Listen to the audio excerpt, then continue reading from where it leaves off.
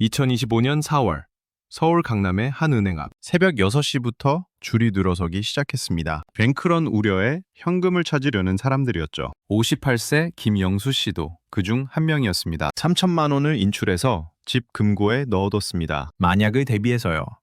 그로부터 6개월이 지난 지금 뱅크런 공포는 잦아들었습니다. 김영수 씨는 금고에 있던 3천만 원을 다시 은행에 넣으려고 합니다. 그런데 은행 직원이 막습니다. 고객님, 잠깐만요. 이 돈 그대로 넣으시면 큰일 납니다. 나중에 국세청에서 연락 오는데 그때 증명 못하시면 세금 폭탄 맞으십니다. 김영수 씨는 황당했습니다. 내 돈을 내가 넣는데 무슨 세금 폭탄이냐고요? 하지만 은행 직원의 말은 현실에서 충분히 벌어질 수 있는 이야기입니다. 집 금고에 현금 넣어두신 분들, 지금 당장 집중하세요. 오늘 이 영상 안 보시면 그 돈 다시는 은행 못 넣습니다. 넣는 순간 국세청 감시 시스템이 이거 어디서 난 돈이야?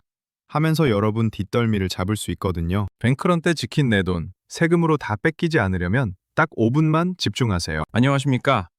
2026년 1월 현재 국세청은 소득지출 재산 흐름을 전산으로 비교 분석하는 시스템을 운영하고 있습니다. 여러분이 장롱 속에 넣어둔 현금, 은행에 가져가는 순간 소명 가능하냐가 핵심이 됩니다. 단순히 돈 어디서 났냐 묻는 게 아닙니다. 소명을 못하면요, 원래 내야 할 세금은 기본이고요. 여기에 신고를 안 했다고 붙는 무신고 가산세, 늦게 냈다고 붙는 납부 불성실 이자까지 이어질 수 있습니다. 이것저것 다 합치면 케이스에 따라서는 부담이 상당히 커질 수도 있어요. 물론 모든 경우에 반토막은 아니고요. 여러분의 소득 구간이나 소명 여부에 따라 부담이 크게 달라집니다. 다만 준비 없이 넣으면 예상치 못한 비용이나 추가 소명 요청이 생기는 건 흔합니다. 오늘 영상을 끝까지 보시면 세 가지를 얻어가십니다. 첫째, 국세청 감시 시스템도 꼼짝 못하게 만드는 증거 남기기 방법. 둘째, 900만 원씩 나눠 넣으면 안 걸린다는 위험한 착각 깨기. 셋째, 2026년 최신 세법 기준으로 자녀에게 큰 돈을 합법적으로 주는 방법까지 정리해드리겠습니다. 지금 바로 시작합니다. 자, 먼저 현실을 직시해야 합니다. 2025년 4월부터 6월까지 전국적으로 뱅크런 공포가 퍼졌습니다. 은행이 문 닫으면 어쩌나, 예금 동결되면 어쩌나 하는 공포가 현실처럼 느껴졌죠. 실제로 은행에서 돈을 빼신 분들 많으시죠? 특히 중장년층에서 현금 인출이 늘었다는 이야기를 많이 들을 수 있었습니다. 적게는 500만 원, 많게는 5천만 원까지요. 그때는 그럴 수밖에 없었습니다. 여러분의 선택을 비난하는 게 아닙니다. 문제는 지금부터입니다. 공포가 가라앉으니 이제 그 돈을 다시 넣으려고 하시잖아요. 집에 현금 두기 불안하고 이자라도 받고 싶고요. 그런데 여기서 절대 실수하시면 안 됩니다. 무작정 은행 가서 그 돈 넣는 순간 자금 출처를 설명할 수 있느냐가 바로 핵심이 됩니다. 왜 그럴까요? 국세청 입장에서 생각해 보겠습니다. 여러분은 지난 6개월 동안 소득 신고를 어떻게 하셨습니까? 월급쟁이시면 회사에서 자동으로 해줬을 겁니다. 자영업자시면 작년 매출 신고하셨을 거고요. 연금 수령자시면 연금 소득만 신고되어 있겠죠. 그런데 갑자기 통장에 3천만 원, 5천만 원이 꽂히면 어떻게 될까요? 전사는 이렇게 볼 수 있습니다. 신고된 소득 흐름 대비 입금이 큰데 이 돈의 출처는 뭐지? 이런 식으로요. 여러분이 아무리 이건 뱅크런 때 뺐던 내 돈이에요 라고 말해도 증거가 없으면 설명이 어려워집니다. 6개월 전에 뺄 돈의 영수증을 받았습니까? 인출 내역을 따로 보관했습니까? 대부분 안 하셨을 겁니다. 그냥 급하게 창구 가서 3천만 원 주세요 하고 받아서 가방에 넣고 나오셨을 거예요. 바로 여기서 문제가 시작됩니다. 국세청은 증거를 요구할 수 있습니다. 이 돈이 어디서 났는지, 어떤 흐름으로 모였는지 설명하라고요. 설명이 부족하면 무신고 소득으로 오해받을 수도 있습니다. 여기서 중요한 팩트를 정확하게 알려드립니다. 가산세 20%라는 건요, 원금의 20%가 아닙니다. 내야 할 세금의 20%가 추가되는 구조입니다. 하지만 여기서 끝이 아닐 수 있어요. 예를 들어볼까요? 3천만 원이 소득으로 잡히면요, 여러분의 소득 구간에 따라 세율이 정해집니다. 세율은 각자 소득 구간에 따라 달라지는데요. 그래서 내 케이스는 더 크게 나올 수도 덜 나올 수도 있습니다. 가령 3천만 원에 대한 세금이 600만 원 정도가 나왔다고 칩시다. 여기에 무신고 가산세가 붙고 납부지연 이자까지 더해지면 최종 부담이 더 커질 수 있습니다. 5천만 원이라면요, 세금 규모가 더 커질 수 있고 가산세와 이자까지 더해지면 체감 부담이 훨씬 커집니다. 피 같은 내 돈이 이렇게 깎여 나갈 수 있는 겁니다. 억울하시죠? 내 돈인데 왜 세금을 내야 하냐고요? 맞습니다. 억울합니다. 하지만 법은 냉정합니다. 증거가 있느냐 없느냐에 따라 결과가 달라질 수 있습니다. 여기서 더 무서운 게 있습니다. 2026년 현재 국세청이 운영하는 시스템. 세무 쪽에서는 소득, 지출, 재산 흐름을 맞춰보는 분석이라고 하는데요. 실무에서는 PCI 분석이라고도 부릅니다. 저는 쉽게 국세청 감시 시스템이라고 부를게요. 이 시스템은 단순히 오늘 입금액만 보는 게 아닙니다. 일정 기간의 거래 흐름을 보고 소득 대비 지출 저축 재산 변화를 종합적으로 비교합니다. 그러다가 앞뒤가 안 맞아 보이면 추가 확인이나 소명 요청이 나올 수 있습니다. 예를 들어볼까요? 55세 박철수 씨, 연금 수령액이 연간 2천만 원입니다. 다른 소득 신고는 없어요. 그런데 일정 기간 통장 입출금 흐름을 보면 신고된 소득만으로 설명하기 어려운 움직임이 보일 수 있습니다. 그러면 국세청은 이 부분을 설명해 주세요 라고 안내할 수 있어요. 박철수 씨는 억울합니다. 그 돈은 10년 전에 부동산 팔아서 받은 돈인데 증거가 없습니다. 계약서도 어디 갔는지 모르겠고 당시 거래한 부동산 중개사무소도 문 닫았어요. 결국 소명이 어려워져 추가 부담이 생길 수 있습니다. 이게 남의 이야기 같으십니까? 지금 여러분이 뱅크런 때 뺀 돈도 비슷합니다. 6개월 전 인출 내역이 있으니까 괜찮겠지? 천만에요. 인출 기록이 있다고 해도 원천 출처까지 깔끔하게 설명이 안 되면 경우에 따라 추가 소명을 요구받을 수 있습니다. 돈을 뺐다는 기록만으로는 그 돈이 어떤 소득에서 모였는지까지 자동으로 증명되진 않거든요. 자, 그럼 어떻게 해야 할까요?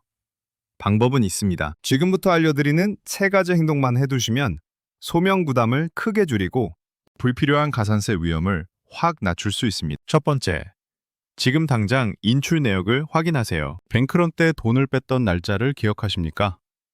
2025년 4월 어느 날이었을 겁니다. 지금 바로 은행 앱을 여세요. 또는 은행에 직접 가세요. 그리고 그날 인출 내역을 출력하십시오. 은행 직원한테 이렇게 말하세요. 2025년 4월 15일에 3천만 원 인출한 내역 있죠? 그거 증명서 발급해주세요. 은행에서 거래 내역서나 인출 확인 내역을 발급 요청하실 수 있습니다. 수수료는 은행별로 다를 수 있는데 보통 1,000원 안팎입니다. 이 종이 한 장이 여러분을 살립니다. 이게 있으면 나중에 설명할 때 훨씬 수월해요. 이건 제가 2025년 4월에 뺐던 제 돈입니다. 여기 기록이 있습니다. 그런데 여기서 끝이 아닙니다. 인출 내역만으로는 부족할 수 있습니다. 왜냐? 국세청은 또 물어볼 수 있어요. 그래, 뺀 건 알겠어. 그런데 그 돈을 어디서 벌었어? 원래 출처가 뭐야? 바로 이 질문에 답하려면 원천 자료가 필요합니다. 월급쟁이시면 급여 명세서를 챙기세요. 2025년 4월 이전 6개월치 급여 명세서요. 그걸 보면 여러분이 매달 얼마씩 받아서 모았는지 흐름이 잡힙니다. 자영업자시면 매출 신고 내역을 챙기세요. 작년 종합소득세 신고서 사본 있으시죠? 그거 출력해 두세요. 2024년에 제 소득이 이 정도였고 그중 일부를 저축했다가 뱅크런 때 뺐습니다. 이렇게 설명할 수 있어야 합니다. 연금 수령자시면 연금 수령 내역서를 챙기세요. 국민연금공단 앱에 들어가면 바로 출력됩니다. 저는 매달 150만 원씩 연금 받아서 1년에 1,800만 원입니다. 이렇게 모은 돈의 일부입니다. 이런 식으로요. 정리합니다. 은행 가기 전에 반드시 2가지를 챙기세요. 첫째, 뱅크런 때 인출한 내역 증명. 둘째, 그 돈의 원래 출처를 보여주는 자료. 급여 명세서든 소득 신고서든 연금 수령 내역서든요. 이 2가지만 있으면 소명 부담이 확 줄어듭니다. 뺄 때 기록이 가장 강력한 방패다 라는 말이 그래서 나오는 겁니다. 두 번째, 은행 직원한테 솔직하게 말하세요. 이건 정말 중요합니다. 많은 분들이 은행 가서 이렇게 말합니다. 이거 입금 좀 해주세요. 끝. 아무 설명도 안 합니다. 그러면 은행 직원은 매뉴얼대로 처리할 수밖에 없어요. 고액 현금이 들어왔으니 내부 절차대로 확인하고 자금 용도란이 모호해질 수 있습니다. 그러면 나중에 설명이 더 번거로워질 수 있어요. 그러지 마시고 이렇게 하세요. 은행 창구에 앉으세요. 그리고 직원한테 이렇게 말하세요. 직원 양반, 잠깐만. 이 돈은 작년 뱅크런 때 제가 인출했던 돈입니다. 여기 인출 내역 증명서 있어요. 원래 출처는 제 급여 소득이고요. 여기 급여 명세서도 있습니다. 그러니 통장 적요란에 본인 인출금, 재입금이라고 적어주세요. 딱 이렇게만 말하시면 됩니다. 이렇게 하면 은행 전산망에 기록이 남고 나중에 설명이 훨씬 쉬워질 수 있습니다. 재입금이라는 세 글자가 여러분을 지켜줍니다. 이걸 꼭 기억하세요. 한 가지 더 팁 드립니다. 가능하면 돈을 뺐던 그 은행, 그 지점에 다시 넣으세요. 왜냐? 그 은행에는 여러분이 6개월 전에 3천만 원을 인출한 기록이 남아 있습니다. 같은 지점이면 직원이 확인하기도 상대적으로 편합니다. 만약 다른 은행에 넣으면요? 그 은행 입장에서는 여러분이 처음 오는 손님이고 갑자기 3천만 원을 들고 온 거예요. 당연히 확인 절차가 더 까다로워질 수 있습니다. 정리합니다. 은행 가기 전에 뺐던 은행이 어딘지 확인하세요. 그리고 가능하면 그 은행 그 지점에 가세요. 창구 직원한테 상황을 솔직하게 설명하세요. 뱅크런 때 뺐던 돈이라고요. 증빙 서류를 보여주세요. 그리고 적결안에 재입금이라고 적어달라고 하세요. 세 번째, 절대로 쪼개 넣지 마세요. 많은 분들이 이런 생각을 하십니다. 하루에 1,000만 원 넘으면 자동 보고 시스템에 걸린다며? 그럼 900만 원씩 나눠 넣으면 안 걸리겠네? 그런데 이런 쪼개기처럼 보이는 패턴은 오히려 의심을 키울 수 있습니다. 특히 일정 금액을 며칠 연속으로 규칙적으로 입금하면 더더욱 그렇습니다. 실제 사례로 설명해 볼게요. 63세 이영희 씨, 3천만 원을 입금해야 했어요. 1,000만 원 넘으면 보고된다는 얘기를 듣고 겁이 났습니다. 그래서 월요일 900만 원, 화요일 900만 원, 수요일 900만 원, 목요일 300만 원 이렇게 넣었죠.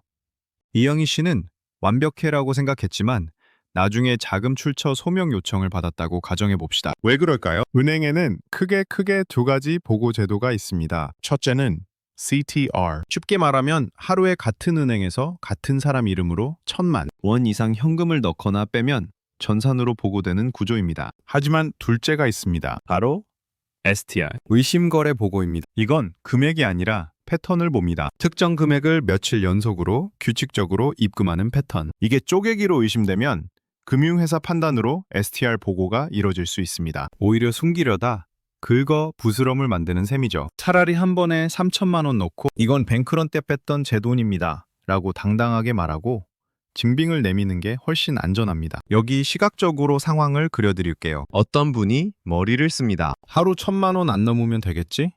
하면서 900만 원씩 며칠간 은행에 나눠 넣으시죠.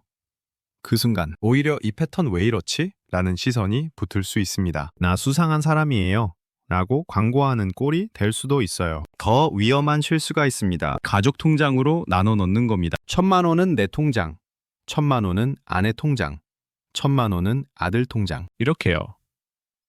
가족 계좌로 쪼개서 숨기는 방식은 정말 위험합니다. 탈법 목적의 차명 거래로 오해받을 수 있고요. 그렇게 보이면 설명이 훨씬 어려워질 수 있습니다. 경우에 따라 금융실명법 이슈까지 번질 수도 있거든요. 핵심은 가족이라서 괜찮다가 아니라 숨기는 패턴처럼 보이면 불리해질 수 있다는 겁니다. 그리고 한 가지 더, 필요하다면 자금 흐름은 서로 연결돼 보일 수 있습니다. 그래서 가족 계좌로 돌리는 방식은 숨기기 전략으로는 오히려 역효과가 날 수 있어요. 정리합니다. 쪼개 넣기는 오히려 독입니다. 날짜로 나누든 사람으로 나누든 의심을 키울 수 있습니다. 차라리 한 번에 당당하게 넣으세요. 그리고 이건 뱅크런 때 뺐던 제 돈입니다 하고 증거를 보여주세요. 그게 가장 안전한 방법입니다. 자, 여기까지 내 돈 지키는 법을 배웠습니다. 그런데 또 다른 고민이 있으시죠? 뱅크런 때 뺀 돈 중 일부를 자녀한테 줘야겠는데 이것도 세금 내야 하나? 걱정 마세요. 2026년 현재 합법적으로 증여공제를 활용하는 길이 있습니다. 지금 바로 알려드립니다. 많은 부모님들이 이렇게 하십니다. 증여세 아까우니까 몰래 주자. 5천만 원을 현금으로 빼서 자녀한테 건네줍니다. 자녀는 그 돈으로 집을 사거나 차를 삽니다. 완전 범죄 같죠? 그런데 이런 방식은 나중에 자금 출처 설명이 더 어려워질 수 있습니다. 자녀가 집을 사는 순간 이 돈은 어디서 났지? 라는 질문이 따라올 수 있거든요. 2026년에는 제발 이렇게 하지 마세요. 합법적인 고속도로가 뚫렸습니다. 바로 혼인출산 증여재산 공제입니다. 쉽게 설명드리겠습니다. 원래 성인 자녀에게 10년 동안 세금 없이 줄 수 있는 돈은 5천만 원입니다. 그런데 자녀가 결혼을 하거나 아이를 낳으면요. 추가로 공제받을 수 있는 제도가 있습니다. 여기서 중요한 포인트. 혼인공제와 출산공제는 각각 따로가 아니라 합쳐서 1억이 한도입니다. 통합 한도라고 하는데요. 결혼도 하고 아이도 낳았다고 해서 1억 플러스 1억이 되는 게 아니에요. 혼인이든 출산이든 합쳐서 최대 1억까지만 추가로 공제받을 수 있습니다. 기본 공제 5천만 원은 별도로 적용되지만 혼인이나 출산 쪽은 합산 1억까지만 가능합니다. 이 점 꼭 기억하세요. 즉, 자녀 한 명에게 최대 1억 5천만 원까지 요건을 맞추면 세금 부담 없이 당당하게 줄 수 있다는 뜻입니다. 여기서 끝이 아닙니다. 사돈도 똑같이 적용될 수 있습니다. 신랑 집에서 1억 5천만 원, 신부 집에서 1억 5천만 원, 합치면 신혼부부가 양가 부모님께 총 3억 원을 받더라도 요건 충족 시 공제로 설명이 가능합니다. 조건도 까다롭지 않습니다. 혼인신고일 전후로 2년씩 총 4년 안에만 주면 됩니다. 결혼식 올리기 전에 줘도 되고 결혼하고 2년 안에 줘도 됩니다. 결혼 안 했어도 아이를 낳았다면 출산일로부터 2년 이내에 주면 됩니다. 이렇게 좋은 제도를 놔두고 왜 위험하게 현금을 몰래 주시니까? 여기서 제일 중요한 포인트. 세금 낼 게 없으니까 신고 안 해도 되겠지? 아닙니다. 반드시 신고는 하셔야 합니다. 그래야 나중에 자금 출처 설명이 깔끔해집니다. 홈택스로 간단하게 할 수 있습니다. 저는 자녀에게 1억 5천만 원을 증여했습니다. 공제 적용으로 세금은 없습니다. 이렇게 신고서를 제출하세요. 이 신고 내역이 있으면요, 나중에 자녀가 그 돈으로 집을 사도 합법적으로 받은 증여였구나 하고 설명이 쉬워집니다. 혹시 3억 원보다 더 주고 싶으신 분들 계십니까? 그럴 땐 차용증을 활용하세요. 돈을 그냥 주는 게 아니라 빌려주는 겁니다. 단 주의사항이 있습니다. 종이에 대충 엄마가 아들에게 5억 빌려줌 쓰고 끝내면 인정이 어렵습니다. 진짜 남처럼 해야 합니다. 가족 간 대여는 세법에서 말하는 적정 이자율 기준이 있습니다. 실무에서는 연 4.6%로 많이 설명됩니다. 다만 적용 시점의 기준은 변동될 수 있으니 확인이 필요합니다. 최신 기준은 홈택스나 세무사에게 확인하시면 정확합니다. 그리고 자녀가 부모님 통장으로 매달 이자를 꼬박꼬박 입금해야 합니다. 예를 들어 5억 원을 빌려줬다면요, 연 4.6% 이자는 연간 2,300만 원입니다. 월로 나누면 190만 원 정도요. 자녀가 매달 190만 원씩 부모님 통장에 넣어야 합니다. 이 이자 입금 내역이 없으면요, 빌려준 척한 증여로 오해받을 수 있습니다. 확실하게 하시려면 법무사 사무실에서 공증까지 받으세요. 비용은 10만 원에서 20만 원 정도입니다. 이 돈이 나중에 큰 세금 리스크를 막아줍니다. 정리합니다. 자녀 도와주는 거 죄 아닙니다. 당당하게 하세요. 혼인 출산 공제는 통합 한도 1억을 기억하시고 더 주실 거면 차용증과 이자 입금, 필요하면 공증까지 하세요. 몰래 주다가 가산세 맞지 마시고요. 자, 마지막으로 핵심만 정리하겠습니다. 뱅크런 대비해서 뺐던 현금, 이제 다시 넣으실 때입니다. 오늘 알려드린 3가지만 기억하세요. 첫째, 인출 영수증 챙기기. 뺄 때 기록이 가장 강력한 방패입니다. 2025년 4월에 뺐던 내역 증명서를 은행에서 받으세요. 그리고 원천 자료도 챙기세요. 급여 명세서든 소득 신고서든 연금 수령 내역서든요. 둘째, 은행원에게 적요 부탁하기. 재입금이라는 3글자가 여러분을 지켜줍니다. 탕구 가서 이건 뱅크런 때 뺐던 제 돈입니다 라고 당당하게 말하세요. 증빙 서류 보여주시고 적요란에 본인 인출금 재입금이라고 적어달라고 하세요. 셋째, 사진으로 남기기. 종이는 사라져도 스마트폰 사진은 영원합니다. 인출 증명서, 급여 명세서, 소득 신고서 전부 스마트폰으로 찍어두세요. 자녀 카톡으로 보내서 백업도 하시고요. 나중에 소명 요청이 와도 이 사진들이 여러분을 도와줍니다. 이 3가지만 하시면 불필요한 가산세와 납부 불성실 이자 위험을 크게 줄일 수 있습니다. 여러분, 뱅크런 때 현금 빼신 거 잘못이 아닙니다. 그때는 그럴 수밖에 없었어요. 은행 문 닫을까봐, 예금 동결될까봐 겁났던 거 당연합니다. 하지만 이제 다시 넣을 때는 똑똑하게 하셔야 합니다. 아무 생각 없이 은행 가서 그냥 입금하시면 안 됩니다. 국세청 감시 시스템이 즉시 여러분을 포착한다기보다 소명 준비가 되어 있느냐가 관건입니다. 그리고 증거를 요구받을 수도 있습니다. 증거 없으면 세금 폭탄으로 이어질 수 있어요. 오늘 영상에서 알려드린 방법대로만 하시면 됩니다. 증거 챙기고 솔직하게 말하고 절대 쪼개지 마세요. 이것만 기억하시면 불필요한 리스크를 크게 줄일 수 있습니다. 시간은 기다려주지 않습니다. 지금 집에 있는 현금,